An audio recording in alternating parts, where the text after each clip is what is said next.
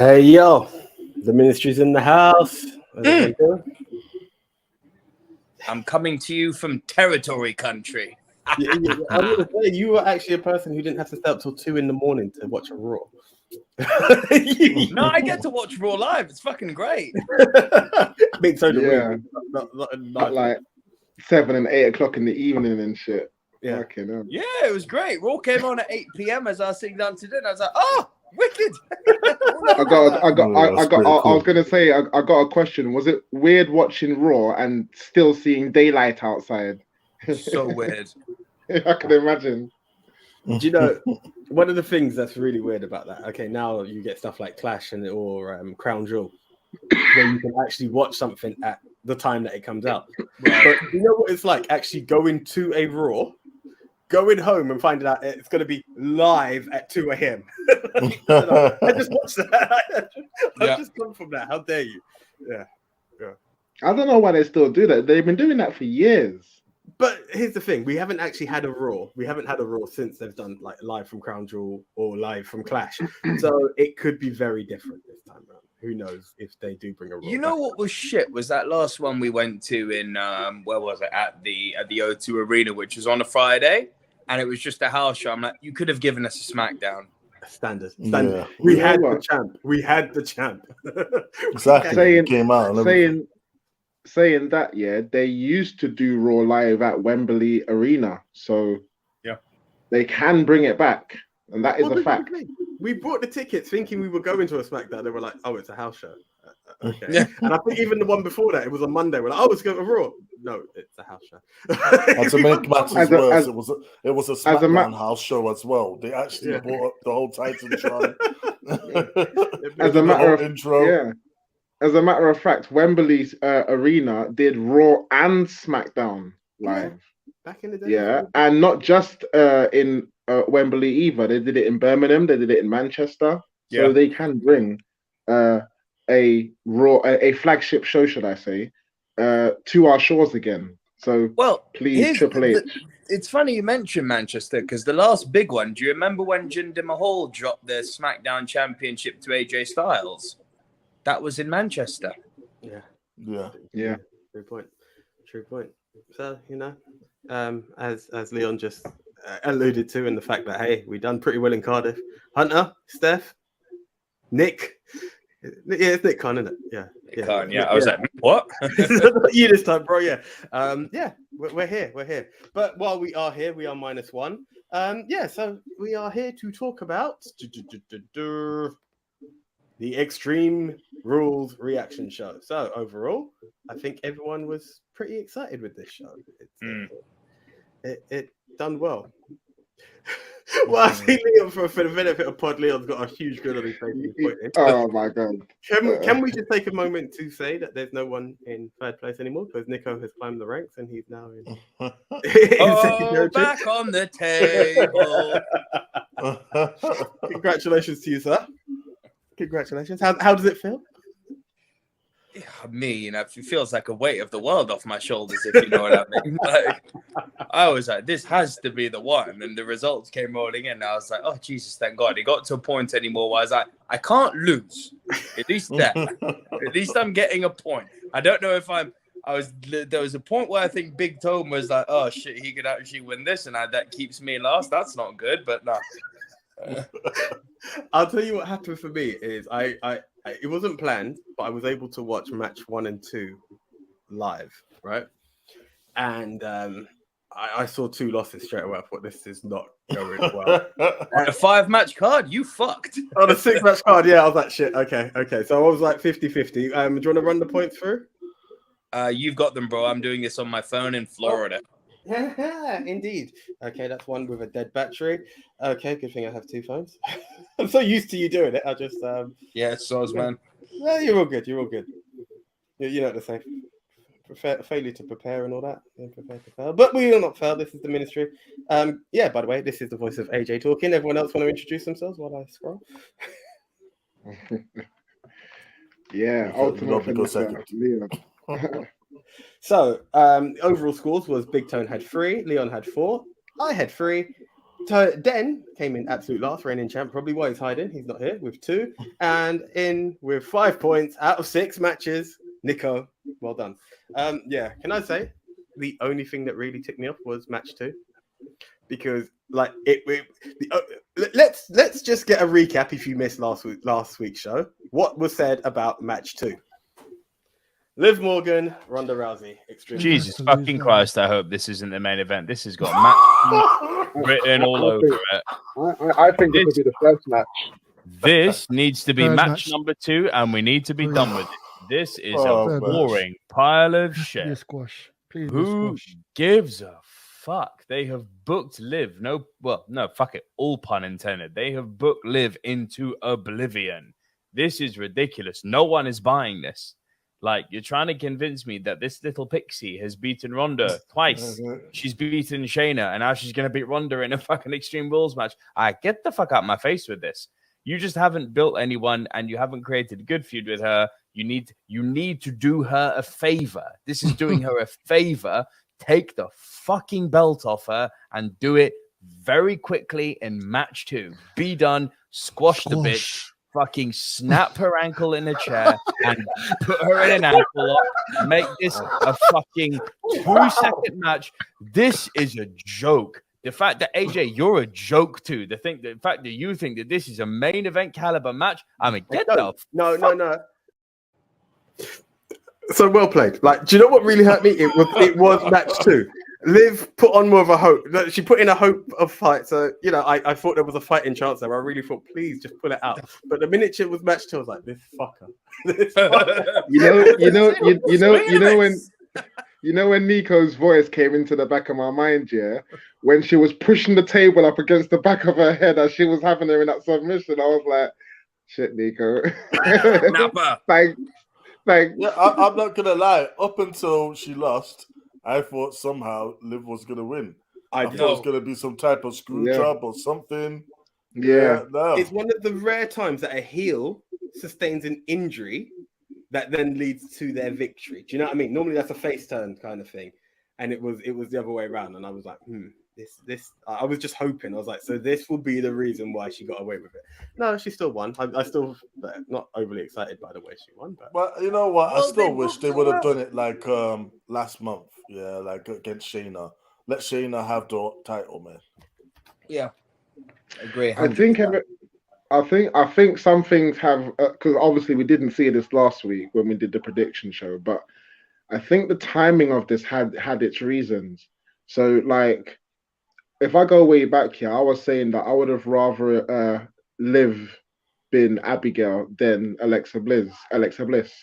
And now it seems like she's going to be recruited to that said dark side. They even did like a little WWE exclusive where she was sitting in a dark corner, and it's like she's going to have that turn, and she may even join Bray Wyatt in his 6. So that is something I think we could touch on because it's quite a discussion, and it was what a way to close the show actually. Yeah, is there anything anyone else wants to bring to the pay-per-view itself before we go into who, what, and what have you? Not disrespecting what you're saying, Leon, by any chance, bro, but just want to touch on the matches because the return is really the big discussion. It's the highlight. Yeah, I mean, I'll touch on the pay-per-view as a whole. I was beyond impressed. Where we're going, where the ship is steering to at the moment, because you can fully tell that Triple H is in charge now. Of the stories, because they're meshing together. They're not treating us like dumbasses. They know we remember stuff. Yeah, and there's payoffs, there's build-ups, there's things that's going to continue on for the year, and old storylines that you're bringing back and you're continuing. That was really good, and then all the matches as well. We only did 6 matches, but they were class, and they were, and because of this, I was just entertained all the way through. A lot of matches were better than I thought they would be. Even Liv versus Ronda was a lot better than I thought it would be. Mm-hmm. Brutal in places. The brawling brutes. Wow, that was great. That was great. Oh, man. Do you know what? I should have got an extract. I should have got an extract for your part as well, Big Time. Yeah. Like Big Tone called it. The bald guy gets pinned. Yeah, I told you that was an exclusive back then. I knew exactly how that match was gonna end. The bald guy gets cornered, he gets his ass whipped, he gets pinned. That's exactly what happened. Yeah. I was feeling good about the night then, but then somehow Nico just come and destroyed me. I mean, like, without going, because what I was just talking about in terms of Liv's title loss, that's what I think it was leading to. But then going back to what Nico said last week, she beat her twice. And, unless you're Cody Rhodes, you're not beating someone like that a third time, like, especially when it involves a title as well. So it was only right that Ronda Rousey took the title that night. It was perfect timing. I don't think there's going to be a rematch. If it is, she's only going to get squashed again, which makes her turn more to the dark side. That's just about it. Brawling Brutes, that was a match. I could even dare say that would have been the match that stole the show, because it Match of the night, gave you everything you wanted in a match. It told a story. You could physically see, what it was between the two of them. It was quite that much of a match. Just gave you everything. Can't argue, actually. Yeah. There's something about the chemistry. I think even when Clash was coming, we saw Sheamus and Gunther going for just literally 1-on-1, and you knew it was going to throw. And the fact that maybe for the reason of it being a 3-on-3 was why Hunter brought back the bald guy. That's what we'll go with. I don't think anyone knows his name at this point. But you just knew you had 6 guys who could actually really give you something, and it was a heavily invested match. Do you know what I mean? I need to give it another shot. I think it's when I started to fade, but I don't know how strong the strap match was.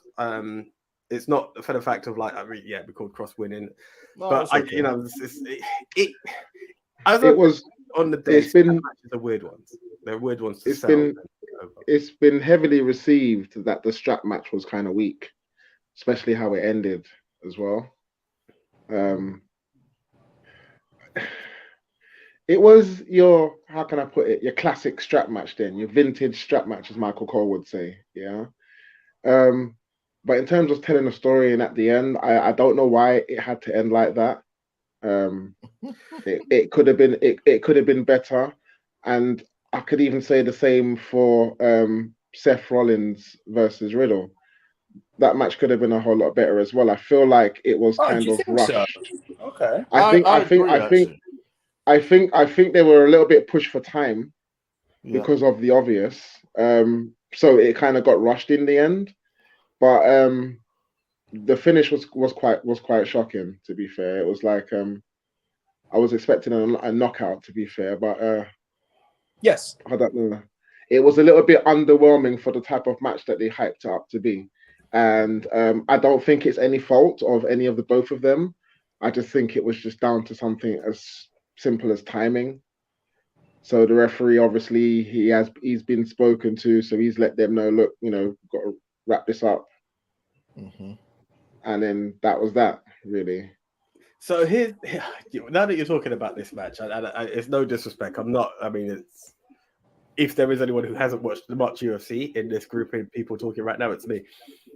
When I heard about this and I went going on, and it was more the clip to show that Bray Wyatt's return. That's what Insta's showing me. I saw Riddle's hand being raised, and I was like, I thought one of the UFC, Cormier did not represent, he just looked like a standard ref at that point. That's what I was gonna say. Cormier had no business sitting there. It was good that he kind of gave a bit of edge, because he was like, don't touch me. I'm warning you. I can't do this or the other. But I think they tried to hype these stuff the same way the last fight pit had Kurt Angle. The last time we had a special ref that meant, I'm not going to say that, but when you had one of these gimmick matches with a special ref that meant something, was Bret Hart Stone Cold with Ken Shamrock. Do you know what I mean? If you've got a man who can throw, let me see at least a suplex or something. Do you know what I mean? It just felt a bit like. I was just about to say one of the best special referees I've ever seen in my life is Shawn Michaels. I'm sorry. I'm always going to be a Shawn fan. as a ref, On so it many, would work in Triple H's favor. Do you know what I mean? on so many occasions, yeah. Shawn Michaels has been the best referee in my eyes, the best special guest referee. I mean, obviously, everyone has got involved in other matches in respect to what you were saying, AJ. But Shawn Michaels, and what does it for me is the seconds Undertaker versus Triple H match in the cage. Yeah. That had got to be some of the best special guest refereeing I've ever seen in my life. For sure. The It story is, for was- sure. The best. Right. It literally tops any other special guest referee. Yeah, that. Yeah. So That- for sure. me, like the whole thing, the only thing I'd really add is kind of just building on what you all have already said, is that while yes, I did expect a knockout in the fight pit, I didn't have. Where's my fucking camera? There's the camera. Okay. While I didn't expect I did expect a knockout in the fight pit. I was actually quite happy with the ending because I thought that bump Riddle took when he was landing on Seth with the Broton. Yeah, he didn't completely launch into it like a luchador, but I think it was still like a nice spot. Impressive. I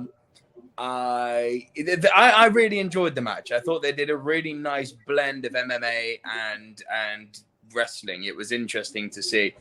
It should have been a bit longer, and I actually think that the Edge Finn Balor match, as much as I actually enjoyed that match, it outstayed its welcome. It went on for too long.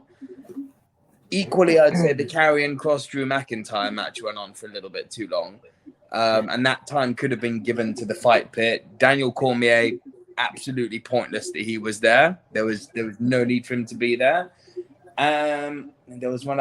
Tone, you said something at the beginning, like Triple H has definitely got the ship right, and he's not treating us like idiots. Going on a bit of a tangent, case in point, this last week on Raw, Riddle came out, challenged Roman Reigns, and actually said, I know we got a deal in place where I'm not allowed to challenge you, but come on. It's like, okay, cool. You are acknowledging the fact that we are aware of this. Respect. You're not just like, nothing's happening. It's like, okay, thank you. I'm not being treated like a cunt. As a result, I am entertained. Yeah. As opposed to the Sami Zayn versus Kevin Owens for the last time ever. Sami Zayn is the best fucking thing in wrestling at the moment, and he needs to beat Roman Reigns. I don't know about beating Roman Reigns. I don't know about that. So here's my pitch. Here's maybe team with KO. He's not beating Roman Reigns. It's not fucking happening. Never, no way, no how. Right? He would be, when the bloodline do turn on him, he would be perfect fodder for Roman at something like the Royal Rumble. Oh yeah, I agree. Main event at the Royal Rumble, other than the Rumble, of course, like title match at the Rumble, and it's one of those matches that gives you hope. You know, he lands a helluva kick on Roman, and you go, really? You know, they sell the shit out of it and get you eating out their hand. You could have a beautiful match of the two of them. Sami on Raw saying, you're just not very oosy. Only Sami Zayn can say shit like that. The best thing in wrestling at the moment. I would say the Sami Zayn storyline is one of the best examples of storytelling WWE have done in years. Honestly, it's gold. Because again, it's been gold. going on for so long. Yeah, there's so much ups and downs. They're bringing in other storylines, like again, they're showing the history with him and Kevin Owens. Eventually, I reckon this is going to culminate with them dethroning the Usos of those tag team titles. But we don't need to rush to get there. I would wager that we even go through like Sami versus the rest of the bloodline before you get to the tag team titles. Like, and that's including Roman. Like you say, like they fight at Rumble. And Jey Uso, like specifically cost Sami. So they was feud all the way, and like, and then at Mania you get the tag match. Exactly, and they finally take the titles off him. Yeah, no, it's excellent to see. It's so excellent. It's Sami has done such a good job.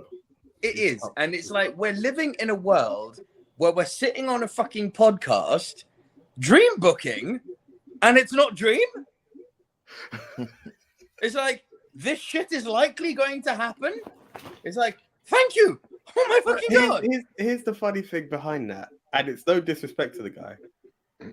But under Vince, he was there, but you know, he was entertaining. He was the version of Sasha Banks for you. Like you had learnt, Nico, like don't bet against Sami Zayn because it had always gone against it for you.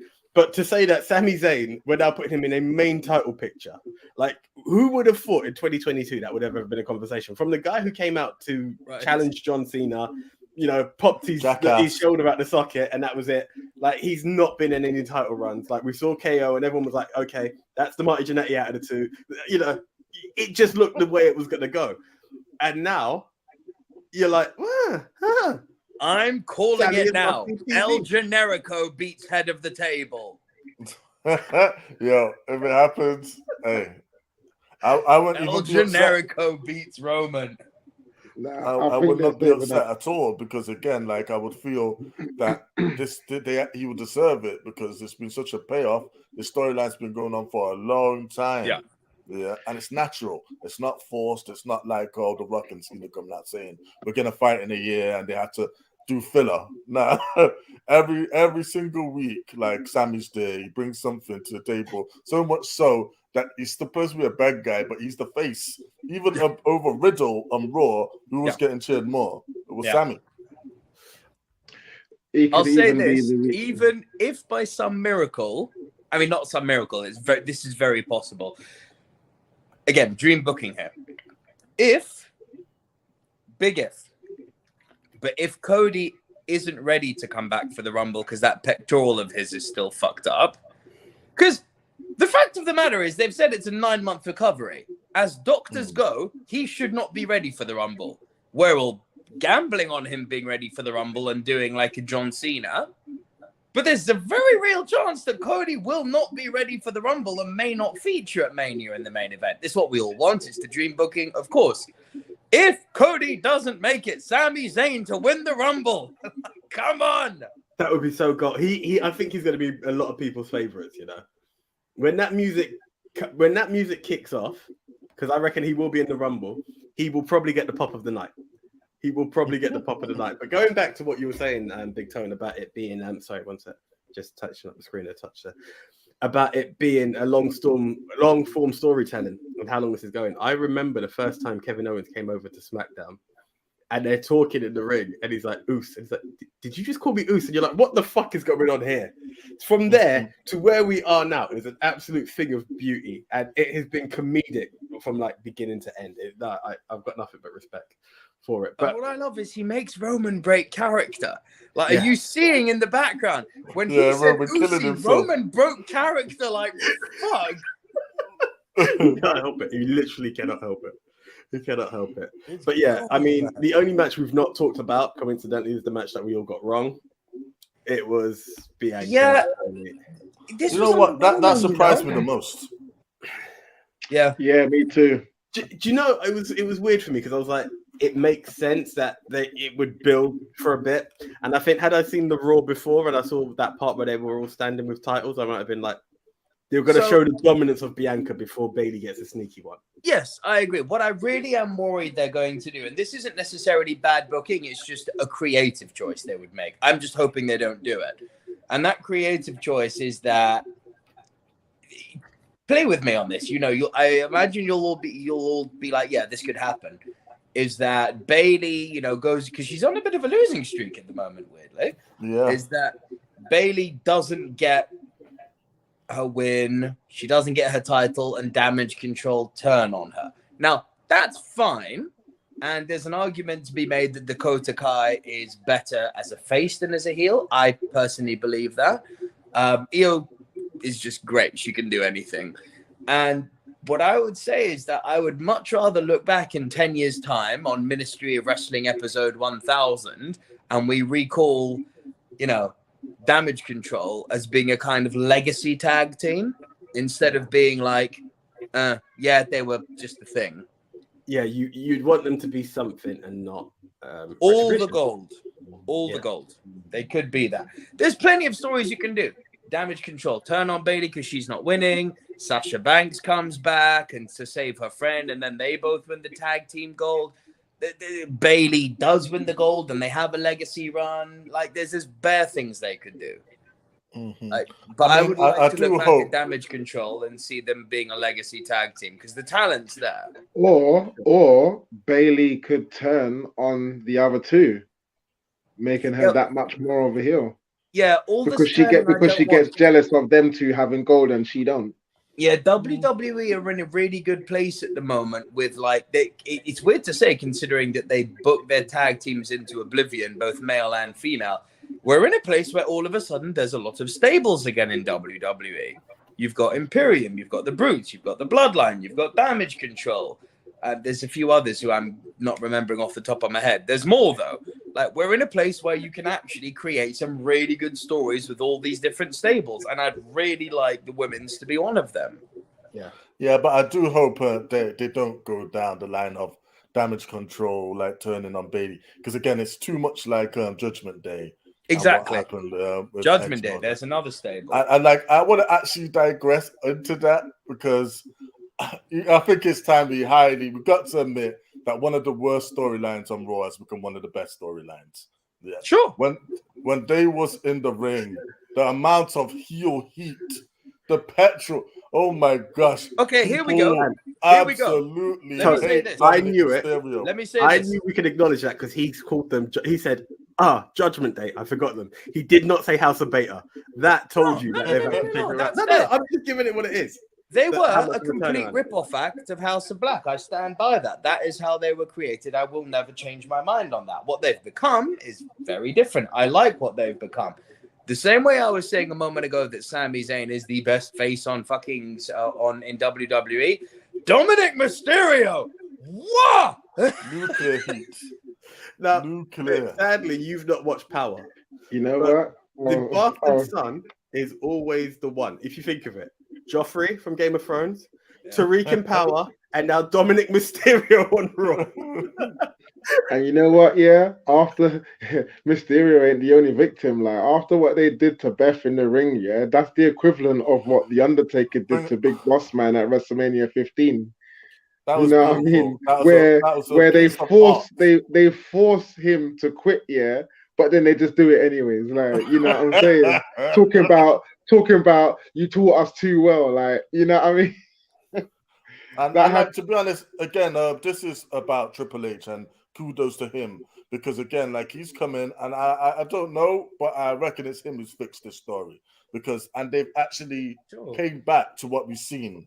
Edge has like completely been destroyed by this whole thing, his own creation, and like it's paid off. Like, and again, I really wish I did actually pick Balor now because it made sense that he would win because like Triple H is building him up to be a true threat. We're getting Prince Devitt vibes, like in New Japan right now. This is how badass like Finn has been. I still think in Judgment they need to add some more people to the ranks because they start to get the ass kicked a little bit. But yeah, go ahead. I know you're gonna go into it. Go ahead. No, I just want to say, like, speaking of New Japan, do we talk about this forbidden door that's not a forbidden door? So well, it's not a forbidden door, but again, it's surprising. Shall we? Okay, here's the thing. Shall we just touch on the last bit of Extreme Rules? I know it does kind of tie in, or do we just like? Well, he's just raised New Japan now, so it just seems like a natural segue, and then we can end on the end. Yeah. The OC have returned back. Yeah. The good brothers are back in town. Came out to help AJ against a former friend in Finn Balor and the rest of the Judgment Day. So here's the thing. I will call it as to why I said they've kind of opened the forbidden door, right? Because it's not that. I mean, if we were to say in the current age of WWE opening the forbidden door, it was Royal Rumble. Like Mickie James came out with the Impact title with her Impact theme song. That was called the Impact Champion. Yeah. That is that. It's just very interesting that in this current age, okay, yes, Vince was in charge back then, but I think he had a lot of redemption because of the black bag situation that happened with Mickey's release. Yes. It's very weird that I know for a fact under Vince McMahon, this would have been that title needs to drop. You need to be completely gone from Japan before you do anything. And that's where it was interesting to see that they would actually build a relationship with a company. It's not been advertised. He hasn't come out with the open open weight, never weight. I don't know Never what it is. open weight title. Oh, there we go. I was nearly there. Never open weight title. Like, he hasn't come out with the belt. The relevance of it, you know, in the tag team doesn't really hold. But he is still allowed to perform in Japan. Whether it's 1 or 2 shows, he's still got a few months tied to Japan. No, but can I jump in on this? What I think it boils down to is that, like, Triple H is a fan of the old school. He's very much a fan of when wrestlers back in the days would have multiple deals with multiple promoters, and they would have to get their dates. Oh, I'm scheduled to be down south here. I'm scheduled to be in New York, Madison Square Garden here. And I feel he's open to doing the same thing. He's done it before with certain British wrestlers who have been a part of Evolve and like NXT at the same time. This is why you see, like, you know, even guys like Evolve doing, I don't know if we should say his name anymore, but like him showing up on NXT. And I feel this is the same type of thing. Like, Gallows and Anderson are free agents. They're not actually signed with New Japan. So they can technically go anywhere. They can go to Impact, they can go to AEW. And, like, you know, Triple H, like, you're 100% right, AJ, when you said Vince wouldn't do this. But Triple H is a fan of the old school, and he would do that and look at their dates, what have they got. All right, they've got a little gap here. Let's bring them back, because it's a complete shock and surprise. Because we didn't expect, I wasn't expecting to see the OC like come out of Raw like that. So here's the thing, like, okay, the White Rabbit, which we will touch on, but like, that was a build-up. News came out that there were talks. Oh, Bo Dallas might be coming back. Which is had a build. This one was like, I literally posted it like, the OC might be coming back. Expect them sometime within the month. It wasn't even within the month. It was the same freaking night. It was like, wow, like, okay, we're there. We've pulled that trigger already. It was interesting. So my feelings on this. So do you remember when I put in the WhatsApp group, like, the first message I said, has everyone seen Raw? There's something I want to talk about. Obviously, it was this. Now, my gut reaction was exactly the same as yours, AJ. It's like, shit, there's some Forbidden Door stuff going on here. That was my instant reaction. And then I sort of, like, you know, I finished watching Raw and had to think about it, like, off group and stuff. And I was like, hang on. I'll say on pod now what I put in the group. I was like, no. This is not Forbidden Door. This is Triple H being very industrious. Triple H is even more ruthless than Vince McMahon. Now, I don't mean in the sense that, let me be very clear on this to our listeners and watchers. I am not under any stretch of the imagination saying Triple H is doing the same fuckery that McMahon is. Not. We've been literally screaming on the podcast for the last few weeks how much better the product is under Hunter. Long may that continue. What I am saying is that what Triple H has been doing in the last few weeks, off creative, so off of WWE, in the background, vis-a-vis his relation with the other companies, man's trying to recruit.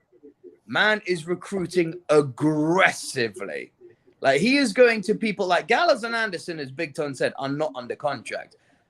Hunter is going to people who are under contract and saying, I don't give a fuck who you're signed with. Here's some money. Would you like to come back? It is not a coincidence that all of a sudden people who are signed to AEW after these phone calls are now like, can I leave?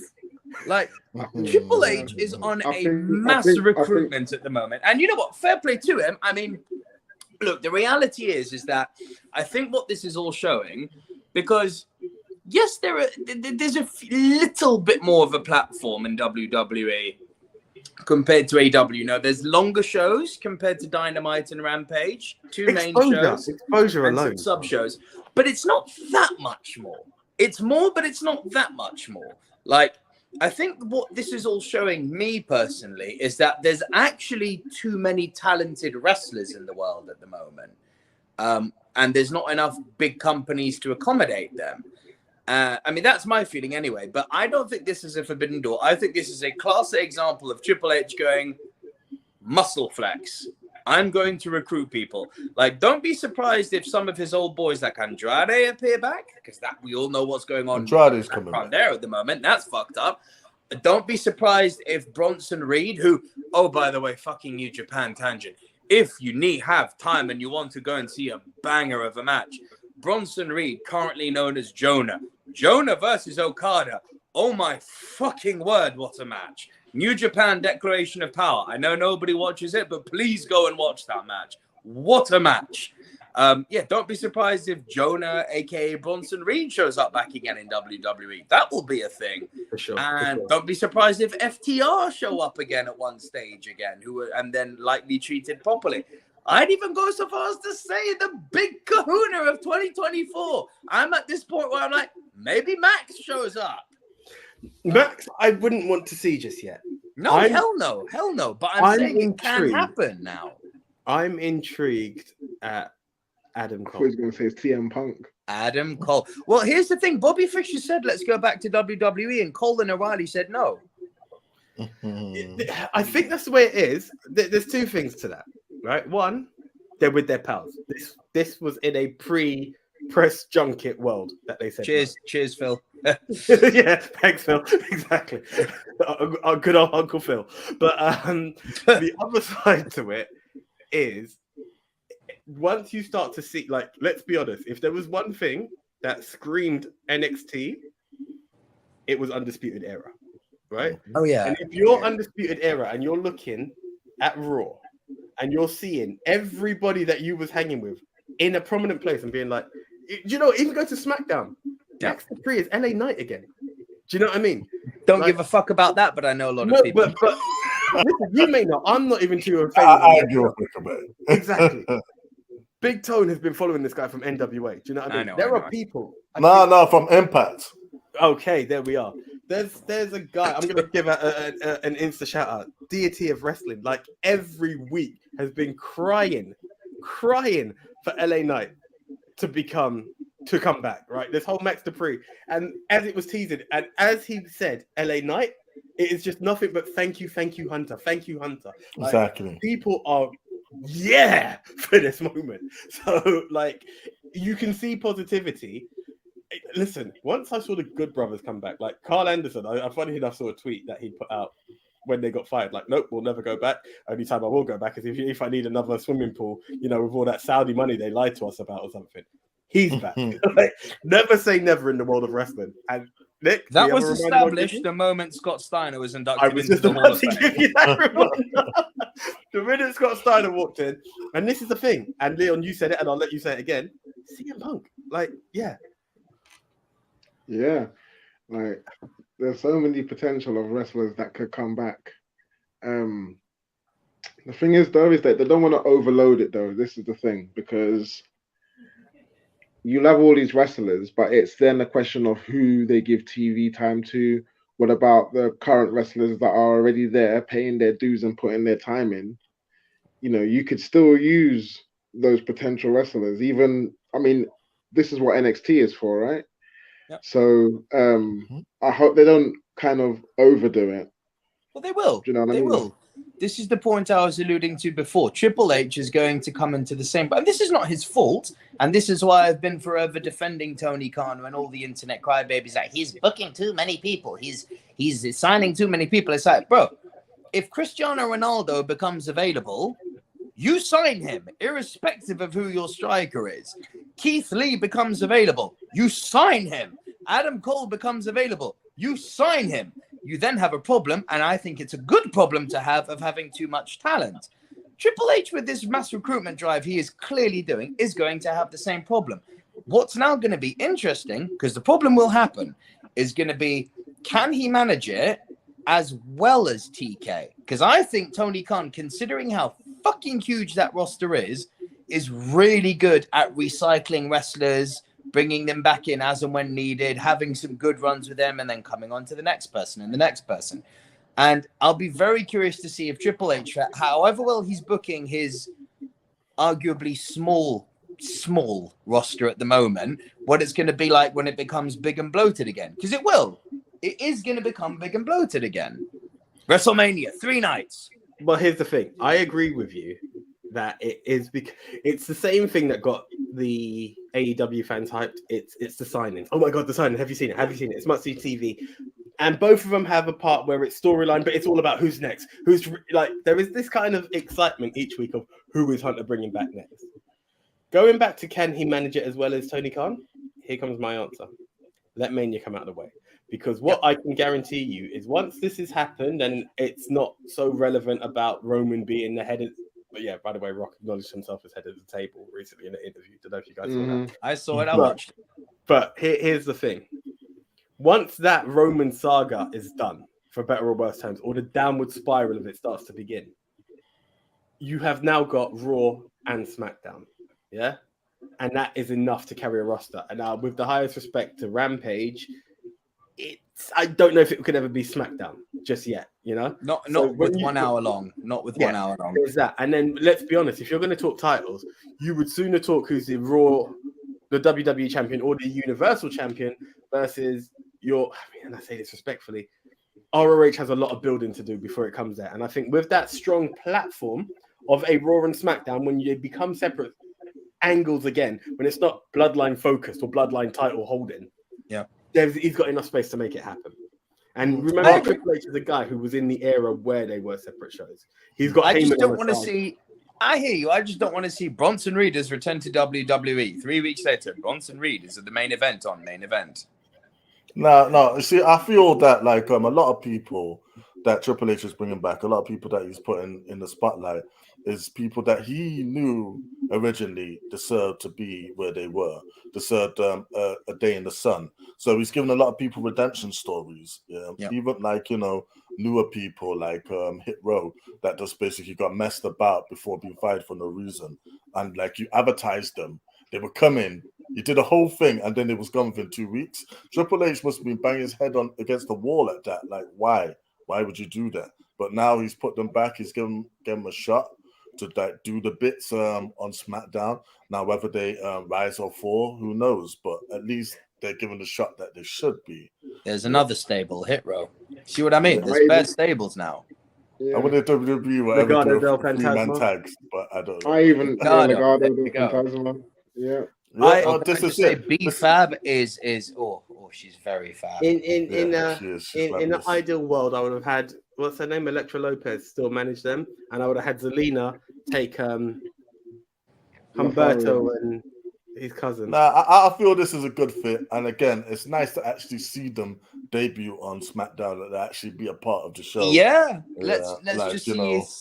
I'm curious to see if the curse of Zelina Vega can be broken, because I swear down, every stable she manages sucks. Bro, no, because what's Humberto's cousin? I can't believe I forget his name. What's it? Angel Garza. Angel Garza and Andrade was a fucking big team, bro. Yeah, and do you know what they did when Zelina was managing them? Lose. Do you not remember, bro? That was Vince's booking. Yes, of course. I'm making banter here, but it's under Vince's booking. Every time Zelina Vega managed a stable, they were job merchants. But they did get the titles, though. But they were better than Retribution. But talking of factions and potential factions, let's talk about the closing to Extreme Rules. Let Leon go first on this. This moment here. The return of Bray Wyatt and literally Firefly Funhouse. I keep getting that tongue-tied. Firefly Funhouse has come to life. Where's the Fiend? Oh shit! I didn't put it. Okay. Yeah, that was crazy. And the thing is because I was thinking that there were going to be earlier things in the match. Hence why I thought Bayley was going to win the women's title. I thought something was going to happen where Alexa Bliss came out, but it turns out she got injured on the last Raw or something like that before the pay-per-view, which is why she couldn't make it. So then I thought, all right. And then obviously the main event, Seth Rollins versus Riddle, I was thinking, will he come out against Seth? But then I thought there isn't really anything to kind of point out at that. Yeah. I mean, how they did this was perfect because it didn't tell you who he was coming for, who he was confronting, what's his motives, what he's going to do. There wasn't even any entrance music. The only thing they played was that he got the whole world in his hands. So it kept you guessing what's going to happen, when is he going to address what his business is here and so forth. And obviously the match played out, and then obviously you see Matt going all the way to the back. The referee and at that point, yeah, you see the little credit come up on the bottom, right? And I'm thinking, nah, like, are you kidding me? Like, so what's going on now? I thought, and as I said, I thought the lights just blacked out, and then you heard the crowd, like the crowd just went nuts. Yeah. Like, do you know what I mean? And then obviously you heard the music. The sequence of things was very interesting as well. Like the Firefly Funhouse coming to life, them showing the old stage being all cobwebbed and all of that kind of thing. I love that. It was literally like it was telling a story. Like It was they've come great. to life. Who are they? But it wasn't perfect. There was one thing I thought they fluffed. The visuals, the imagery, the one Firefly Funhouse character after another. Can I go big screen, AJ? Yeah, one Firefly Funhouse after another. The Firefly Funhouse in ruins, the lantern, even the new mask. I loved it all. The one thing, and it happened again on, I think it was Raw. Yeah, it was Raw. It happened again on Raw, and I really hope that they drop it quickly because it's not good for me. Is that kind of voice modulation they've got him doing? Like, it's too Bane for me. I can't actually understand it. It's funny you say that because I was listening. I watched it again just before we came. Go big screen, bro. Yeah. Sorry. I was going to let you go back up, continue, but it was that whole moment of what is he actually saying? It kind of deviates. Now there are two angles to what's actually going on while we're on this, actually, because I thought you were actually going to be a bit pissed off that you've got the Fiend and you've got Bray Wyatt, because someone has actually put a speculation out there. But if you look at the images, and I'll put them out there again, these are all past incarnations. I'm not too sure what the rabbit was, but remember Bray Wyatt was very briefly Sister Abigail. He was Husky Harris, which would be the pig. Waylon Buzzard is very much like the Bray Wyatt that you see there. And they alluded to the rabbit as being another side of him as well. And so it was an interesting take, and I thought that was, maybe one way of showing it. But I do wonder if they are going to build a faction. Now, with the Sister Abigail, what makes me think, as much as they lean towards everyone thinking it's Liv Morgan, have you seen that teaser, that Easter egg, as you could call it in wrestling for the first time? Behind which Abby are two women's titles, the Raw women's title and the SmackDown women's title. Liv has only held the SmackDown title. Alexa Bliss, on the other hand, has held both. Charlotte Flair. She would never. She would never. But they should. Electra, you know what? Yeah, I'll go on better. I'll go on better. Electra Lopez. I mean, you know what I mean? Being as they did her so dirty like that. But the thing is that's a good, as we're on that voice thing actually, on that subject, because I had to listen to that a couple of times to try and figure out what he was saying, and it figures like he's saying who killed the world, and he asks again who killed the world, and then it replies you killed the world, and then he goes no, we killed the world, and then he laughs, and then it cuts. So what does he mean by all of that? What does he mean by this is what I'm saying. Like, I had to watch it quite a few times to understand what it was being said. And the same thing again was for Raw as well. I'll give you my opinion on the all of the puppets and everything. I feel like the return was handled very well. My problem is I wanted them to battle Matt. I really did want them to battle Matt. Like, that's what I was waiting on, because again, I would have thought that would have made sense, because as Triple H again is honoring storylines. He's not just like, waving it off. Oh, it didn't happen.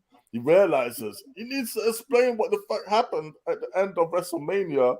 Yeah, when Randy beat Bray because of Alexa. He needs to explain that shit, because I still remember it. He needs to allude to it. Normally I would agree with you on these things, Big Tone. I think this is one of the rare exceptions where I think that was so badly done and so nonsensical. I actually don't think there is an explanation for it. And what I'm hoping, so everything you're saying is true. Like, they should tie it in. Logically, they should tie it in. But then when I break it down, like, Yeah, but you're tying it into that Mania. How the fuck do you explain what happened? Like, that was... You know what, though? This is my point. This You is my point. Like, I feel Triple H is giving us this. Like, Yeah, and like, this is just the start. This is the sprinkle of like a long story. Because again, it's changed my mind about what's actually going to happen at WrestleMania. I was thinking that we're going to build to inevitable Randy versus Riddle match, but I don't think that's what's going to happen now. I feel that like Riddle is going to spend the rest of the year feuding with the Wyatt family or whatever the hell they're going to be called now, going through them, and Randy comes back to save him, and it's going to be them versus Wyatt and whoever at Mania. Oh, they're going to I think you're right. I think you're right there. You know, to say that you want that whole situation explained. Now, obviously, we just saw the clips of all of the Firefly characters coming to life. But one of the other clips was that mask on the announce table. And what was that? It was the burnt fiend mask. That's what it was. Okay. That looked like some Jeepers Creepers thing, you know? It was the burnt fiend mask, and that was from that Randy Orton match. So I'll make you right, Big Toe, and I think that is going to be explained somewhere down the line.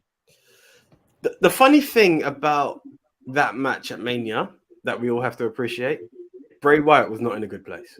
Bray Wyatt had just lost Brody Lee as a friend and was not fit to return. He was leaving. It wasn't. So it's a mix, because I think, Big Tone, you're right, it needs an explanation, but I think in the same breath, Nick's not wrong by saying we can kind of, yeah. You can live without it. I admit that, you know. If it is Alexa, it just takes it's funny because it would be more the Mr. Rogers version of Bray Wyatt. I think that could be who the buddy could be, actually, the Mr. Rogers version. But it could just be that version of Bray coming out and being like, "You've been a naughty girl, Abby," and like, you know, she says sorry, and it's like brushed over, move forward. That's fine. Like I said, even if it's the most smallest, like minute thing to say, if he just walks by and goes, and that's it. That's it. Yeah. Like, you know, we don't really need to know what the whole goo stuff was. It's just, but he disappeared after he lost. Yeah. He disappeared for a long time. He disappeared for months. So, like, obviously that had something to do with it. But, like, he should be still coming back after Randy. He shouldn't just forget about the whole thing. So I'm hoping that he is coming back and he's going after Riddle, because Riddle is Randy's friend. She even tweeted him. She said, "Hello, old friend." Yeah. So you never know.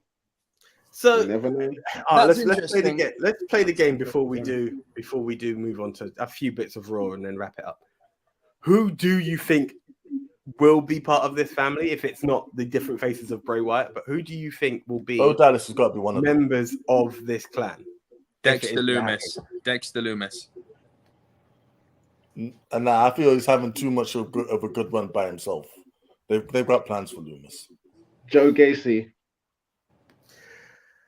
You know what? Gacy and his Gacy goons, innit? Like, that would actually be a good shout, because he's been compared to Bray, and like he's got a troop of people already. They could all be under the learning tree of Bray Wyatt. In a Brood joining the ministry way, yes. Eric Rowan. Right, that's where I would go. It's weird, but I think with the return of Braun Strowman coming just before the return of Bray Wyatt, there is definitely original Wyatt family terms in there. I think it would be awesome to have Bo Dallas in there. It would be a great touch.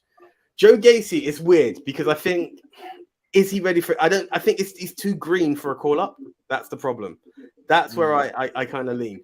I was on the Dexter Lumis and Karrion Kross train. I've very much left it now. I think Lumis is doing his thing on Raw. I think this group, I think Wyatt's going to be SmackDown based. I don't know how you'll tie it in, because yes, that's already confirmed, by the way. He's exclusive to SmackDown. Yeah. Miz and Wyatt had a bit of a beef, but that was long squashed. You know, I don't know how it would then tie into the Lumis part. It's very weird there. And Karrion Kross, I think, he just needs to build himself as that monster. I get that he's got a hint of dark side to him, which makes logical sense. But yeah, I don't know. It doesn't tie in well for me anymore. Could Aleister Black be one of them? Yes. So Black could be. The problem with Aleister Black is two things. One, he has actually said he will be back in AEW. The other part was it's he's how actually said long. that. Yeah, yes. Apparently, I didn't listen to it, but he actually said He it on, needed a break. That's all it is. He'll be back. The other Oh, side good, of it is, because I would hate the House of Black to end. Yeah, just with someone leaving and there'd be no actual like storyline payoff or like knighting of a new leader. No, like if there's gonna end, they need to be beaten, defeated, and disband, not just fizzle out. I would hate that. Yeah, agreed. The other side to Aleister Black is Tony Khan was very smart about this. It was like, even if you do want to leave, like there was a long no compete clause in that. And I think by that time, the Wyatt situation would have been established too well, you know? So that is one name I would officially write out. But yeah, it's going to be interesting to see what comes with it. And again, why Nick had listed like 6 to 7 factions, that would be an interesting 8th or 9th to add to the mix. Let me pitch one fun question to everyone just before we move on to Raw. I'll answer quickly first, but the question is not debut, greatest ever. Actually, I won't answer first. I want to see what y'all have to say. No, I will answer first. Greatest ever returned. For me, Edge at the Rumble. It's a good shout. For me, Rock, like 2000, was it 2011? As We've been gone for 7 years, and they turned off all the lights. That was one of the best moments in wrestling ever for me, because again, I wasn't expecting that. No one was expecting that, and the look on Justin Roberts' face was just like he knew that everyone was going to explode, and they did. You know what? Yeah, I have to go along and say The Rock when he came back in 2002, 2003 as Hollywood Rock, because no one knew what it was. You just saw this thing on this Titantron with this helicopter and the lights and all of this, yeah, and it was all until you heard "It's cooking." Good. But I lost my mind. I lost my freaking mind. I mean, even Johnny Gargano lost his mind as well. So that just tells you how much of a comeback and how much of an introduction that comeback was. There's a big one no one's mentioning. Let's see if AJ gets it. The Undertaker at Judgment Day on a motorcycle. No, I'm joking. My best. Do you know what? I mean, it's so weird because, I mean, I'm actually stumped. You've actually got me stumped because there are too many great ones. I think you saying Edge is awesome. Triple H coming back from injury was a huge at the Rumble, yeah. Edge, just because I'll always remember your reaction on that night. I'll always remember that. Edge's one. Yeah. Because I pitched it to you on the night. You remember I pitched it and you were like, forget it. You shut me down completely. And then it happened and it was like, Edge is. What about Brock? I was going to bring that up. Brock Lesnar coming back for John Cena the next night, because that was a never say never. That was crazy. Like a never moment. And it happened. It was like, excuse me, Brock Lesnar's back? Is that the one? Is that the one where they showed that fan going like? Yeah. CM Punk is a huge one. Punk's a huge one. Guys, there's a big one none of you have mentioned. Bret Hart. Yeah, but he's the payoff wasn't good. Hindsight is a wonderful thing. When he returned, I wasn't even into wrestling in 2010, and even I went, whoa. But his return was just more of a sort of a ceremonial thing. It's not like a wrestler's return. Like Edge coming back, that was massive because Edge came back to be back to wrestle. Yeah, like we all know that Bret, there's no way he could wrestle.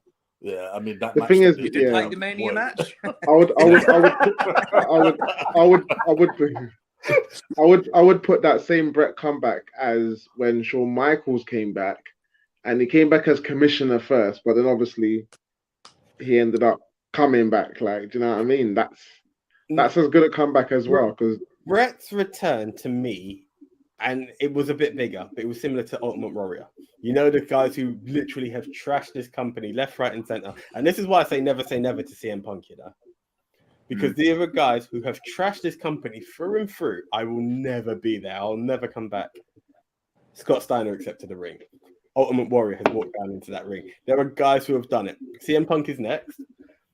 And this is what Hulk Hogan did it, for Christ's sake. Hogan done it. But yeah, I mean, that one was all about money. The one that I would be very intrigued to see if it ever happens, and it's not a return. It's the same as Sting walking down that aisle, is if we ever see the Elite walk into a WWE arena.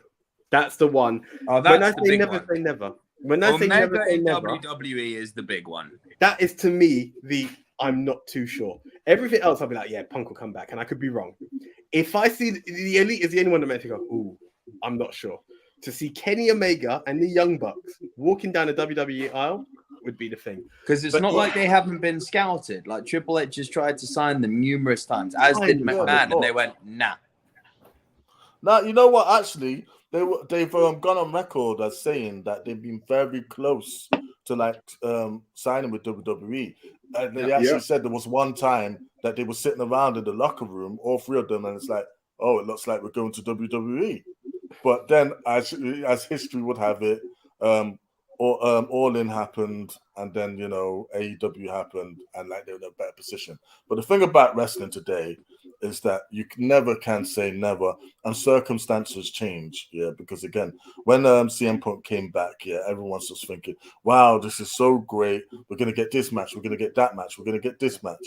But now, that's completely changed. Yeah.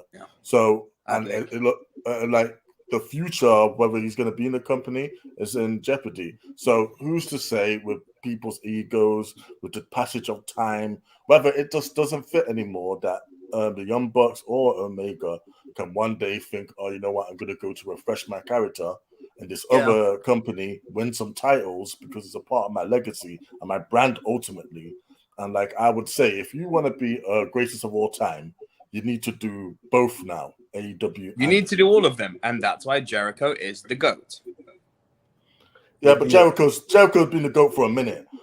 I'm talking about the new bar, the bar that's been raised. Yeah, if you want here's an interesting the best of all time, you have to do both companies.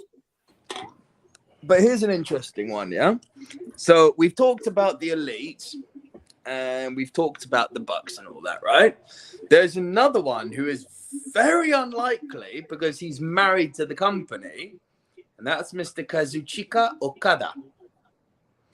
I'd be very interested to see if we ever got Okada in a WWE ring. Jay White, I believe, will be in WWE one day. He's made for WWE, that guy.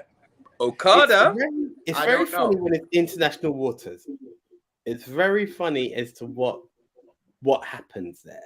And if they see the worth in it, because the sad thing about it is that Okada is a name that if you're a decent enough wrestling fan, you could be semi-casual, you will know who he is. Yeah, he could genuinely think, especially in the world that Vince McMahon has created for WWE, is it worth it?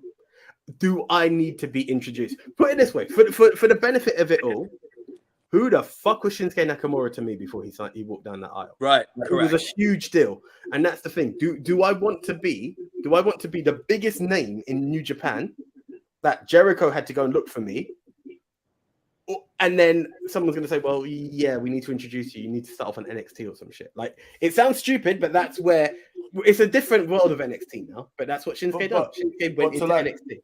To respond to that, I feel again, it's about build. It's about presentation. Because there's 3 names in NXT I remember clearly, never seeing, but they built them up that I was looking forward to them arriving. And when they was there, they did the bits. And that was Balor, because I actually didn't really see Prince Devitt that much. But they built him up to be the bits. Kenta, as Hideo Matami, they built him up whoa. And then, of course, Shinsuke, had one of the greatest debuts in NXT history. Is Hideo This match against Sami Zayn. Yeah, he is. Fucking hell, I didn't know that. See, that's how bad, on the fence, he was treated once he come off of NXT. Jesus. He was so big. He was bloody hell. He was huge in NXT. I was so happy when he got moved on to main roster and he got thrashed. But talking of stuff that we never thought we would see. Asuka was the big one. She's proven you can be a success if you're international. And not saying Okada no. speaks a lot better Japanese than Asuka does. Yeah, but even with Asuka, they've like messed her up in a few places. Like Charlotte Flair should have never dethroned her at that time. Nope, for sure not. So talking of never, Nick, and I'd like to keep it on you with this one. Oh, good. At SummerSlam, you said we will never see this man again. Yeah, on Raw, this is what we saw. Brock Lesnar. Yeah, WWE yeah, ring. shocked. Mhm. Bro, absolutely shocked. I stand by what I said at SummerSlam. I thought, and remember, I convinced you. We had this long debate afterwards. Yeah. I legitimately thought that is actually Brock Lesnar has done the wrestling job there. Because what are all wrestlers meant to do when they're retiring? You put over the next guy. Now, Roman Reigns and Brock Lesnar have a history, and Brock's usually won. This was Brock for me putting over Roman, and I was like, I mean, you can always come back, but I was coming from a land of, you've put Roman over. If there was any fucking doubt about him being the head of the table, you were that doubt. Yeah. And you've now beaten, and he's now beaten you, and you have done literally everything. Like, there is nothing for Brock Lesnar to do. He doesn't need, even when Brock Lesnar comes back without a title, as was exemplified on Monday, you're like, uh-oh, right? He is the ultimate equalizer for any argument. It's like, yeah, but have you beaten Brock Lesnar? You know, it's like, that's the thing. And that's what solidified Roman. I'm like, okay, Brock, you have won everything in UFC that you needed to win. You've won everything in WWE numerous times that you've needed to win. You've beaten The Rock. You've beaten John Cena. You've beaten Hulk Hogan. You've beaten Goldberg. Every single major player who has ever lived, you have beaten. There is nothing left for you to do. And now you've gone off into the sunset and you've put Roman over. You've done the job. Go retire on your fucking farm and kill pigs. Like, you know what I mean? Can I upset everyone? Sorry? Can I upset everyone? Go on. Yeah. This big Brock return isn't as big as everyone thinks. This is about money, and it's about Saudi Arabia and Crown Jewel. They need something big for Brock to do, and what would be bigger than him fighting Lashley again? This time, as they're both as faces, a proper fight, no shenanigans with MVP. Let's see them fight, you know, like Godzilla and King Kong. Let them fight. So I agree with this. So here's my question to that: does he do a job for Lashley the way he did for Roman? Does he put Lashley over? No, no. Well, again, Crown Jewel was a house show. Yeah, so people just want to see Brock smash, and Brock's gonna smash. He even dropped the United States title for that. Like, apparently he didn't like that title run. Said it was very poor. It was dropped. And he had to sit down and have a very long conversation with Triple H about that and where he wanted to go. And one of the things he wanted was a rematch or a match with Brock Lesnar. He wanted to do that match again. Yep. And the beautiful thing about that match is you don't have to have a title involved in it.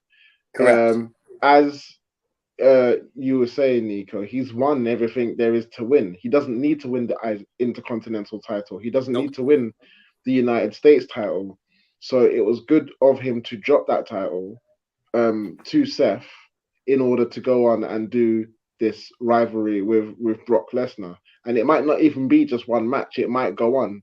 Like, okay, it might be for Crown Jewel, but I reckon it's going to come back to the States as well. Mm-hmm. I agree. When I first saw Brock come back, I was smiling because I wanted this for Lashley. Like, this version of Lashley is a Lashley I pay attention to, you know, from Hurt Business onwards.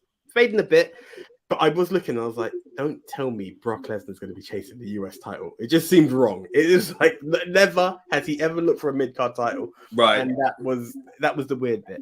I think what you actually said, Leon, about the no shenanigans with MVP, it's true now, because you've got both guys without Heyman, without MVP, just willing to slug it the fuck out. And prediction to what I will predict when it comes to Crown Jewel, Lesnar has to take the victory on this one because Lashley took the victory on the last one. So it's going to be a fall of peace. I think it's going to be an interesting one. And sadly, if I knew I had Brock Lesnar, I would have kept the fight pit for these two bastards. I see what you mean, but the fight pit's a riddle thing. It is a Riddle thing, but it's the thing I've always pitched, right? With it, that I think that these guys have that MMA. Sorry, I don't know why I put it on you when I said these guys have that MMA background. I'd love to put them in a cage for one type of gimmick match. You can't do an actual UFC cage match. Do you get what I'm saying? That's why I would have made it a fight pit, personally. Sorry, Leon. Yeah, I think that fight pit's been designed for like a big guy against an aerial guy, or like I don't know if you could do something like that. I mean, they've done something similar before, but just not without that top part, and put them in something like that. I would say. You know, but if we're really lucky and we cross our fingers, though, we might get something that I personally would like, and that is, you know, the reuniting of the Hurt Business. I would like them to do it properly. I would like them to, like, you know what, even throw in Omos in there, because I reckon Omos and What's It Lashley could, like, clean up. Omos will be on NXT with Veer Mahan before you. Main event.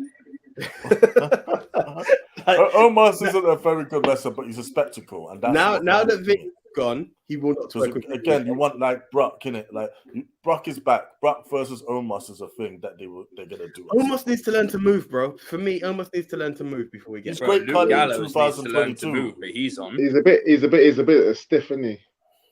A bit. Right. No, but I would like to say see Hurt Business back, like and done properly. No one more than me. I will agree with you. So here's the last topic I'm going to touch on before we give it a close. This moment here, Seth freaking Rollins holding the US title.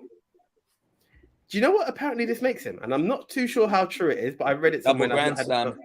Yeah, double Grand Slam. The first man to hold all titles twice in a row. The one and only double Grand Slam. Isn't that Miz running around saying that like 100 times? It was Miz. Yeah, it's the Miz. It's the Miz. Don't you remember that was a whole gimmick? Miz was saying, "Oh, I don't know where I read it somewhere that he said he was the first." No, I read it too, mate. Yeah. Miz literally said, like, this, Miz. 3 times. It was in part of the storylines at the start of the year.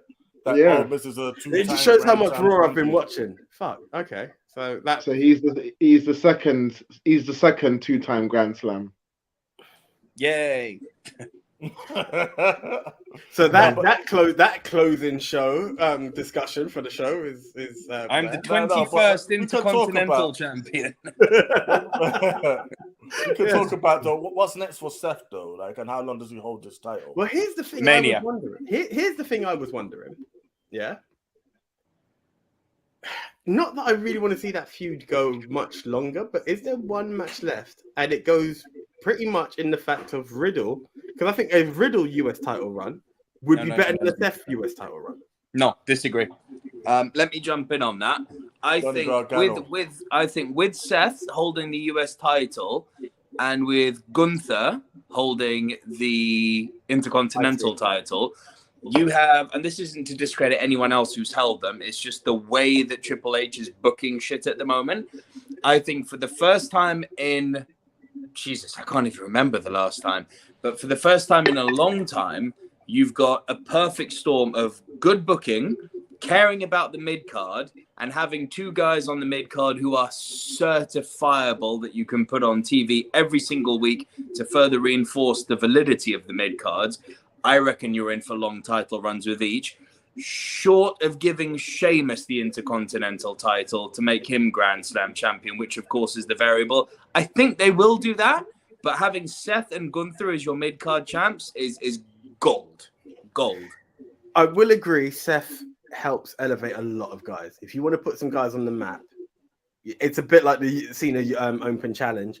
Yeah. Seth going out and defending that title, essentially the workhorse title. There is no denying Seth is the fucking workhorse of WWE. It wouldn't hurt to have him be that guy. So you kind of swayed me there. But Seth Rollins holding that United States title is the same for me as when Shawn Michaels held the Intercontinental title. He's that workhorse guy. And not only will he be good with the title, but he will make the title be good again. Like, people will be talking about the mid-card titles as much as they, or if not more, than the world titles. And that's how it should be. So here's the question. A lot of sorry, I No, think go for it. a lot of what Triple H is doing, like is what a lot of wrestling companies do. They borrow from each other. And one of the things Triple H has noticed about other companies is that they value their titles, and their titles are always in play. And the big players that you want to keep at the top always seem to have a title. So when you see Tanahashi, like in New Japan, he's always holding some type of belt. Like whether that's the world title, whether that's intercontinental, whether it's the US, like it's just rotating. So I feel that if they can get the titles to a stage where they're doing that, where only the top names are holding the title, and maybe reserve the intercontinental for newer guys that you want to be the next top guy, but the US title be placeholders for your main eventers that like you have got something to do right now. I mean, like you can have great feuds. I really think Seth Gargano, that's the one to watch. It could be a seller. It could be. I have a question. I have a question as well, though. So, all right, we have this recruitment scheme or regime going on. Do WWE introduce another title? No. If they did it, I would like them to do it. I was going to say, if so, what title do you think they should introduce or reintroduce? TV title. That makes sense. If I had to, I would love to see the European title come back because I just love the design. Yep. But I think the European title would actually be good as the main title for NXT Europe. I think that would be a great way of doing it, and have something like your current NXT UK title, which has now vanished, be like your that would be the Intercontinental level because it's now just one country, whereas the European title would be the top title for NXT Europe. That's the only way I would bring in a title in the training camp. I don't think you don't like my TV title idea, considering we've got the USA Network, the Fox Network. You could then have a title that's brand fluid because it's representing the EV platform. I like the idea for the low card guys. I feel they really do need this, because again, like I said, you're saving your Intercontinental Championship for the future main eventer. You're using the US title for main eventers that don't have something to do. What about the little guy? I'm gonna use one title literally as a little guy. I think Leon's about to say it, so go on, Leon. No. I wasn't gonna say that. I was gonna say a TV title does sound like a great idea as one possible title to come back because technically that's open weight, isn't it? So basically anyone can go for it. Oh, then let me jump in with the little guy thing. Bring back the cruiserweight title and do it properly.